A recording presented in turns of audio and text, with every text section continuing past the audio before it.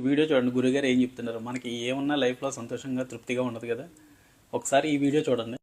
నీకు ఈశ్వరుడు ఎప్పుడు ఏమి ఇచ్చాడో దానికి తృప్తి పడు. ఆ తృప్తికి కారణం ఉండక్కర్లేదు.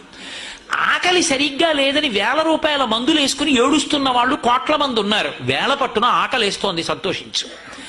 దాహం వేస్తే మంచినీళ్లు లోపలికి వెళ్ళక మధ్యలో కన్నం పెట్టి గొట్టం పెడితే ముక్కులోంచి పోసుకుంటున్న వాళ్ళు ఉన్నారు.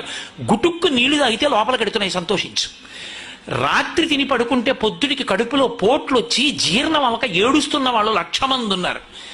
తిన్నది గుండ్రాయి అయినా సరే తెల్లారేటప్పటికి జీర్ణం అయిపోతోంది, సంతోషించు. పడుకుంటే నిద్ర పట్టక చారెడు మాత్రలు వేసుకో పడుకుంటున్న వాళ్ళు ఉన్నారు. తలగడా మీద చెయ్యెట్టుకుని ఇలా పడుకుంటే నిద్ర పడుతోంది. పుస్తకం ఉంటే తప్ప మాట్లాడలేని వాళ్ళు ఉన్నారు. వేదిక ఎక్కి కూర్చుని మాట్లాడడం మొదలు పెడితే గంగా ప్రవాహంలో వస్తోంది, సంతోషించు ఈశ్వరుడి కారుణ్యానికి.